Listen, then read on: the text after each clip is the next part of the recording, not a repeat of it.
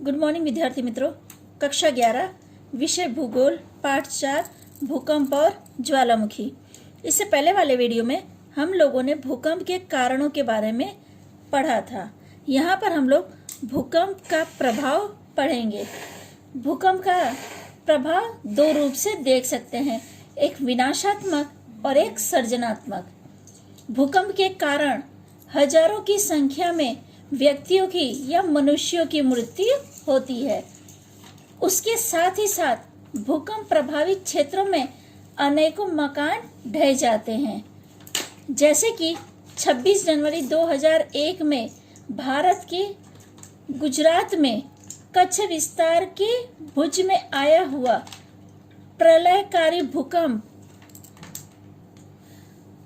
7.9 Richter scale का था। बहुत अधिक यानी इसकी तीव्रता थी, जिसके कारण कच्छ और भुज में काफी नुकसान हुआ था, जिसमें हजारों लोगों की मृत्यु भी हुई थी।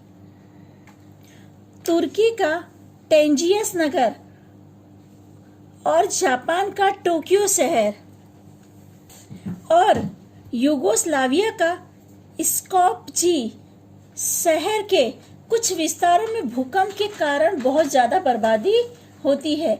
और जो ये जापान का दिया है, जापान में अक्सर ही भूकंप आता है। भूकंप की वजह से बहुत सारे मकान जो जमीन है उसमें धंस जाते हैं। कई सड़कें क्षतिग्रस्त हो जाती हैं। पानी, बिजली इत्यादि व्यवस्थाएं क्षतिग्रस्त भी होती हैं।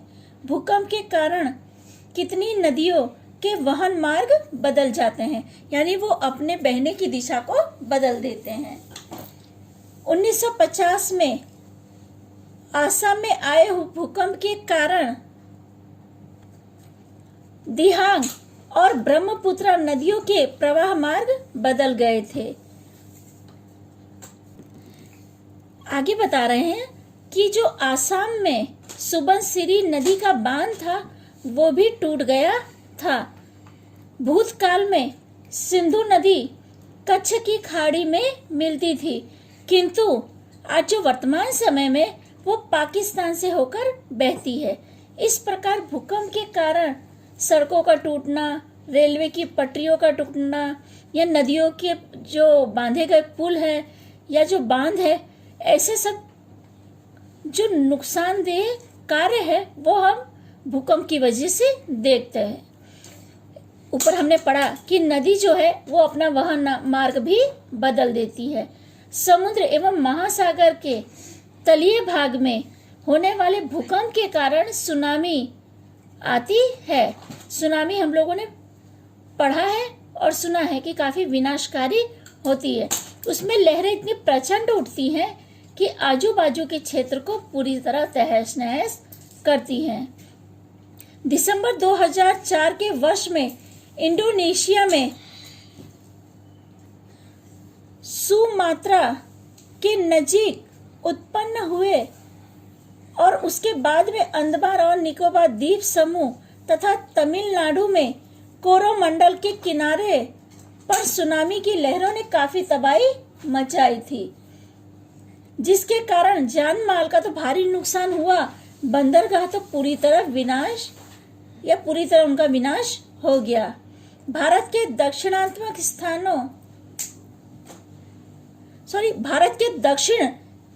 स्थलों के नाम से प्रख्यात इंदिरा पॉइंट का अधिकांश भाग तो पानी में ही डूब गया था।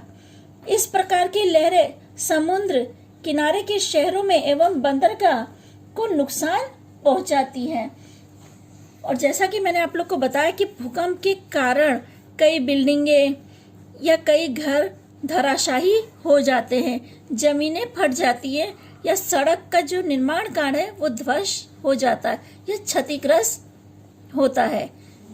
इसके अलावा आपने देखा होगा कि जो बड़ी बड़ी इमारतें हैं उसमें दरारें पड़ जाती हैं और कई इमारतें तो पूरी तरह ढह भी जाती हैं। यानी भूकंप काफी विनाशकारी होता है। ये चीज हम कह सकते हैं कि उससे काफी विनाश होता है। अगला टॉपिक है भूकंप का सृजनात्मक प्रभाव। भूकंप के कारण पृथ्वी की आंतरिक संरचना के विषय में जानकारी प्राप्त होती है। यानी भूकंप से, जैसे हमने पढ़ा था कि ज्वालामुखी के अंदर से जो लावा बाहर आता है, उस पर वैज्ञानिक अलग अलग प्रयोग करके पृथ्वी के अंदर की जानकारी प्राप्त करते हैं। उसी तरह भूकंप के कारण भी पृथ्वी की आंतरिक संरचना के बारे में जानकारी मिलती है।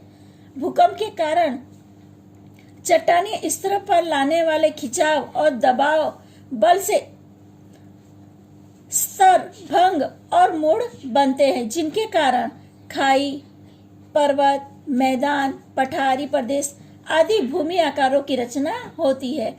कई बार तो नए जल स्रोत भी प्राप्त होते हैं। कई बार आपने देखा होगा या सुना होगा कि भूकंप के कारण नए नए जल स्रोतों का निर्माण होता है। कई जगह पे खाई बन जाती है, तो कई जगह पे पर्वत अपने आप ऊपर निकल आते हैं, और कई जगह पे जहाँ पर्वत है वो जगह समतल हो जाती है। भूकंप से चट्टानों में होने वाले उथल पुथल के कारण उनसे खनिज प्राप्त होता है। प्राकृतिक वायु और खनिज तेल के भंडारों की जानकारी प्राप्त करने तथा इस विषय में संशोधन कार्य में भी मदद मिलती है। समुद्र के मध्य में कई बार नए टापू या द्वीप समूह का निर्माण होता है। जब समुद्र के अंदर भूकंप आता है, उसकी वजह से टापू भी निर्मित होते हैं या द्वीप समूह का निर्माण का होता है। यहाँ पे दिया है कोलकाता से दक्षिण में बंगाल की खाड़ी में निर्मित न्यू मूर टापू इसका उदाहरण है। यानी ये क्या है, जब बंगाल की खाड़ी में भूकंप का असर हुआ था तो यह टापू अपने आप निर्मित हुआ है। टापू का अर्थ आप लोग सब जानते हैं कि जिस पर लोग अपना निवास भी बनाते हैं और कई बार घूमने लायक स्थल भी होते हैं। यानी समुद्र के बीच में अपने आप भूकंप के जरिए इनका निर्माण होता है। अपने समुद्र के बीच में कोई निर्माण काम तो नहीं कर पाएंगे, पर जब ये ज्वालामुखी या भूकंप आते हैं तो इनकी वजह से कई बार नए नए निर्माण काम हम देख सकते हैं। ठीक है विद्यार्थी मित्रों, यहाँ पे भूकंप के प्रभाव और भूकंप का सर्जनात्मक प्रभाव हमने पढ़ा। आगे की चर्चा अगले वीडियो में करेंगे।